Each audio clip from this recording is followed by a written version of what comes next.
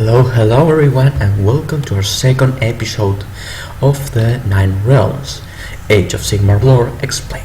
Today we are going to talk about the champions of Sigmar held in Hammer, the Stormcast Eternals. Doing a bit of recap, we remember that Sigmar's forces were badly beaten. There were some victories here and there, but overall they just couldn't pull a definite victory or simply go toe-to-toe with the forces of chaos. At this moment, Sigmar has an idea, the proverbial bolt lightning. He says, if these guys who have the power of the gods, the blessing of the gods, have special gear blessed by their gods, which is magical shit, why we don't have warriors blessed by the gods of orders, aka me? Gear blessed by the gods, magical gear and all that stuff. Why we don't have that? At that moment, the Stormcast Eternals are born. In other words, fluff-wise, the Stormcast Eternals are the warriors of order. Certainly calling them sigmarines still has a better ring to it, I know. But I digress. How came the Stormcast come to be born, to be made? We know their origin, but what is the process? Okay, Sigmar first grabbed a handful of individuals who were starving, who were destitute in the ravaged realms. Then he fed them, he made them recover the forces, and then blasted them apart with lightning. Yes, it's about as nonchalant as it comes. He simply said, hey, are you fed? Are you well? Yes? Okay. Shablam! Lightning bolt to the face. But the perks involved with this are quite big. The process is simple. First, you will grab a bunch of humans that are on the verge of death. Then you will tear them apart with lightning, snatching them from the enemy. This way you secure their souls, and they won't fly away to Nagash, the god of death. So once they are back here in Azir, they are placed in a great hall, where they will be stuffed with food. They will feast for around 3 days, give or take, doing nothing but eating. At that moment, once they have recovered their nourishing, they begin the process called the forging. The forging basically consists first on infusing Sigmar's power onto the human body, be it male or female. Yes, the Stormcasts allow for both gender. Then, once you have started infusing their body, with power, they will go to the anvil. Basically, they are blasted with shockwaves of Sigmar's Heldenhammer, Galmaras, and will be given a shard of Sigmar's power again. Once they have gone through this power, which is something that not everyone is able to, they'll become fully fledged Stormcasts. At that moment, they begin their proper training, where they are issued special they are issued an education. They will learn about the old world, they will learn tactics. They will basically know the ways of war and what it's been going on in the past, so it doesn't repeat itself. This is the basic training, so to speak. More or less something that everyone will go through. Now we will move on to how they organize it. Stormcasts, curiously enough, have a few similarities to Space Marines in the aesthetics, and they are an allied force, but organization-wise, curious, they are more akin to Space Marine legions of old, and especially the pre-Forge World Horus Heresy ones, because the basic Storm Host, which is their operational unit, is formed around 10k soldiers, so 10 times a Space Marine chapter. This Storm Host at the same time will be divided into chambers, which are akin to grand battalions, because they will have usually around 400 to 500 soldiers. But let's go a bit for the echelons. At the very top of the storm hosts, we will have the Lord Commanders. These guys are also Lord Celestines. Lord Commanders are in charge of the whole storm host, and as I said, are also Lord Celestines. Lord Celestines are in turn in charge of a grand company or a Stormcast chamber. These guys are basically veterans of combat, very well trained individuals, very well formed and educated.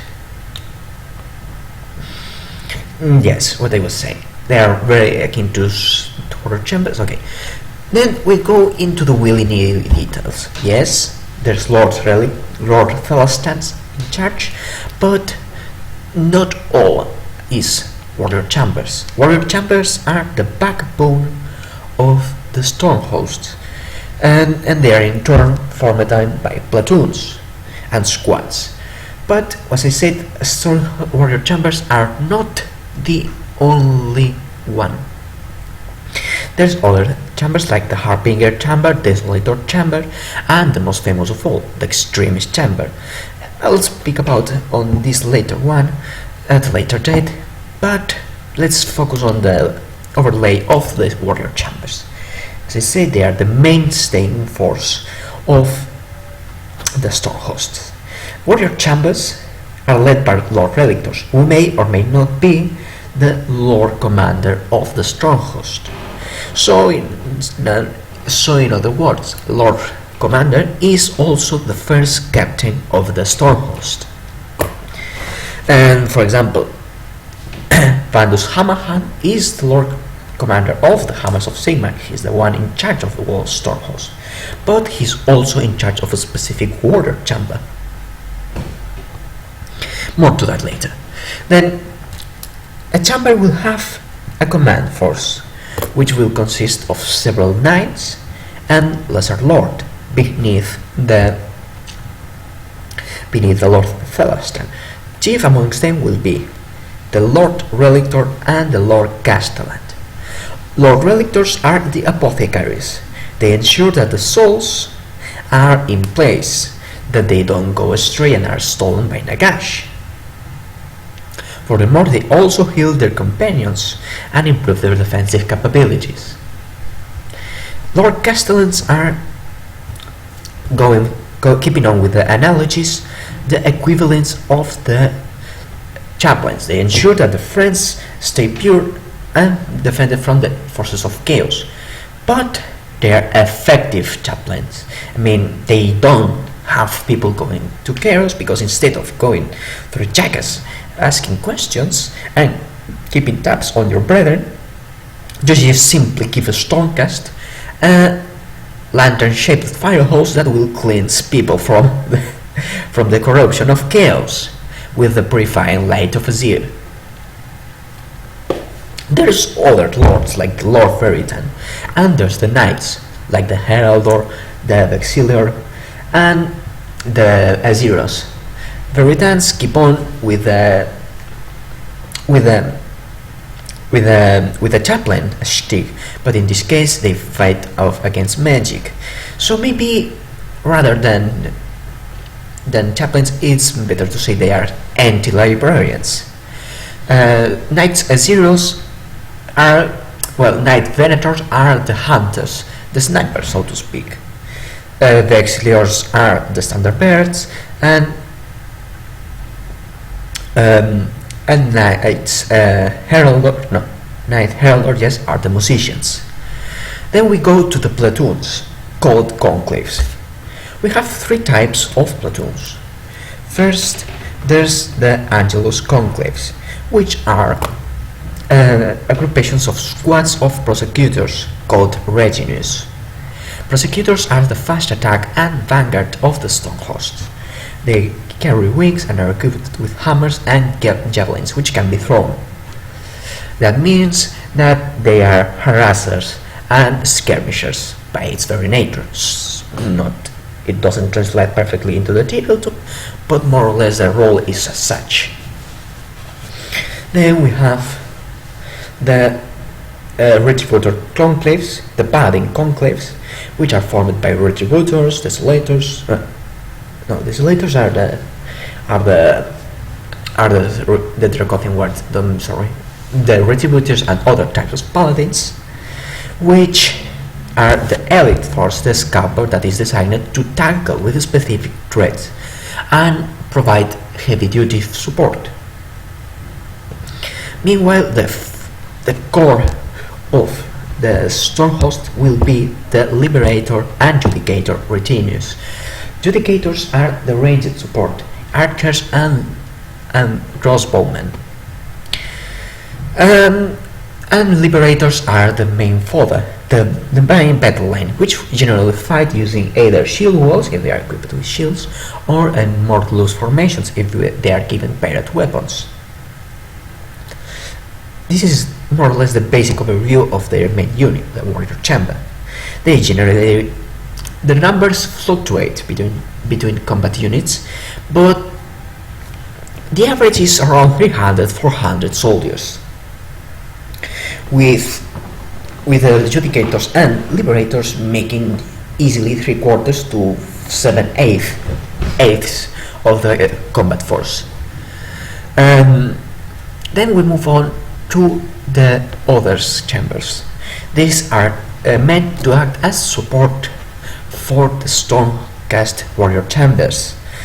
The most important and the only one that we have really been going into detail is the chamber extremis, where the Stormcast warrior chambers are the infantry, the battle companies, the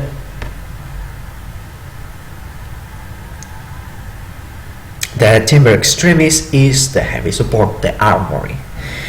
Every single soldier of an extremis chamber is mounted a dragon, be it a Dracoth, which is basically a drake that has no wings. Meanwhile, yes, I know that they think of it. Yes, drakes don't have wings. It's weird that they went for those names for the Strayer drakes since they have wings. Well, nevertheless, the main force of the chamber extremis is the Dracothian War Guard, which is heavy cavalry that goes into war using Dracoths. So they are extremely potent as a shock force, even more going by the standards of the warrior chambers and the Stormcast as a whole. Leading the chamber extremis will be the Star Drakes, which are dragons that can provide long-ranged support in the form of their comets, strikes. Now we will move a bit onto the tactical doctrine. As I said, Stormcast will favor fighting in shield walls or looser formations, but their maneuvering is heavily dependent on lightning strikes. Basically, Sigmar will summon lightning and teleport their forces with it. This is again a bit akin to the drop pod, but there's a few differences. To begin with, that it can be done even in closed spaces, or that it can be done in places where you don't have orbital support, so to speak. But again, Stormcast will be the Storm Force, the Stormtroopers, pun very intent, because they will assault a fortification, take it and overrun it, and then move on, mainly. The process of cleaning up and securing the area will be left to the devoted of Sigmar and the Free Guild forces, which will be the garrison and peacekeeping forces. Stormhosts, now suffice to say, also participate in the peacekeeping and garrisoning, as it's shown in the City of Secrets, where we have several forces of Stormcast being stationed in the city of Excelsis. This is a very great foresight into the plan of Sigmar, because we save us the problem of repurposing the Astartes equivalents, the Stormcast. Meanwhile, meaning we have people who have something to do aside from conquering, so they will be useful even after the war has finished. This is again a bit of a parallel with the warriors of chaos and what awaits in the future, because if they are spending garrison and growing fat on their glory, they may start to grow weaker, as the warriors of chaos did during the dark days of the Age of Chaos. Last but not least, we have their psyche. Personality-wise, we have that the storm hosts are very different and such. The Knights Excelsior are firebrand fanatics that will hunt the taint of chaos. Meanwhile, the Astral Templars are barbarians. Well, now, the Astral Templars are more barbarians than the rest, because they all hail from barbarian tribes. This is a very interesting point, because in the noble pantheon we see that Sigmar doesn't want to be a god. He wants to be mortal king, go on fight and get hookahs, most likely. So we can say that the storm has been mainly humans, be it men and women, but humans nonetheless, from barbarian tribes, is Sigmar doing a bit of wish fulfillment, in the sense that them, by fighting in the realms, are fulfilling the dream of Sigmars of being free again and fighting against chaos. But personality-wise, they are very much like warriors of chaos if they weren't twisted psychopaths. Well, there's a few twisted psychopaths in the Stormhost, let's not deny it, but they're fairly saner than the chaos equivalent. So thus, Stormcast will generally be very akin to a human, with their passions, fears and preoccupations. Across the novels we see them going quite often, writing about their possible mistakes, trying to remember their past, and being dominated by their passions and fears. This is another great pointer. Stormcast have fear, and their greatest fear is die. Stormcast fear death with a passion, and thus they are afraid of dying. Why? Not because it's the end for them, they will come back, possibly. Again, remember, the reforging is something that not everyone is able to do, but what comes after. Nagash is the god of death, and all souls go to him. As such, people cheating him, going back to life again, is a great insult for Nagash. Thus, whenever a Stormcast dies and his soul is put in suspended animation, so to speak, when a Stormcast soul is abandoning his coil and hasn't entered it again, Nagash will try to steal it, failing, but nonetheless taking a bit with it, and with it part of the memories, emotions, and personality. Basically, with each reforging, which is already a very painful and excruciating experience, will come the loss of the Stormcast humanity until they are soulless husk. Thus, the Stormcast are very tragic figures, because they are humans who have lost everything already, only to find themselves pushed again into the anvil of war to lose even more. And even when they have lost that extra more, they will keep on as soulless husks. In a way, that makes them a bit similar to the Necrons, in the sense that they cannot help it, losing their personality and humanity.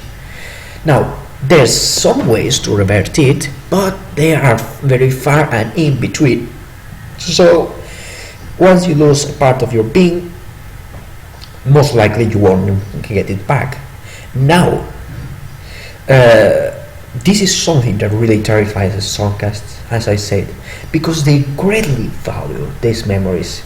Stormcast have a strong attachment to the past, as is seen in several novels, where we have the Storm Lords Stormlords, Lord Felstad, that are worried about dying because they fear losing their memories, what they held most dear, or even that they will stop treating their warriors as humans. The most glaring example is Bladestorm, a man who treated very humanly their opponents and was even compassionate about them, saying that they were but slaves to darkness and people that were forced into slavery. Seeing him dying and being reforged, and said compassion being lost, replaced with a cold determination of slaughtering the enemies of Sigmar. And this is more or less that. Stormcast, as I said, have a strong link to their past, as it's shown by the fact that if they have free time and descendants that are still alive, the Stormcast will try to pay them a visit and spend time with them. Again, Stormcast don't really have a specification of what they want to do. Some Stormcasts simply go to the tavern and play dice and games of chance. Most likely some will go and spend a bit of hammer time with the local ladies. and others simply go hunting or spend time with their familiars praying, or if they have spent too many reforgings already, will just sit around doing nothing, because at that point they will be just automatons. Appearance wise, and this is the last thing I want to touch upon, Stormcasts are humans. Across the novels we see plenty of Stormcasts that take off their helmets, and we see human features, be it female or male, be it black, Caucasian, Afro-American, whatever you want to say about ethnicity. Stormcasts are fairly heterogeneous in terms of ethnicity, because the realms have been mixed and there's no such boundaries as there were in the old world. And I think this mostly covers it up, the basic overview of the Stormcast Eternals, which are basically, when you come down to it, two things. One is their inherior. They're warriors that have died bravely in battle and are picked up into the Valhalla equivalent to fight off again. And second, and deriving away from Morcock's work, they are the Eternal Champion, a warrior that comes to life again and again to restore the balance and order, and who dies quite often. But they are, of course, imperfect equivalents of the Eternal Champion, as they lost themselves in the process of being reborn. After all, they are just mere humans given a chance again by Sigmar, blessed warriors with magic gear that want to retake their homeland and do justice. This has been this episode of the Nine Realms, and may the gods be with you as you conquer them.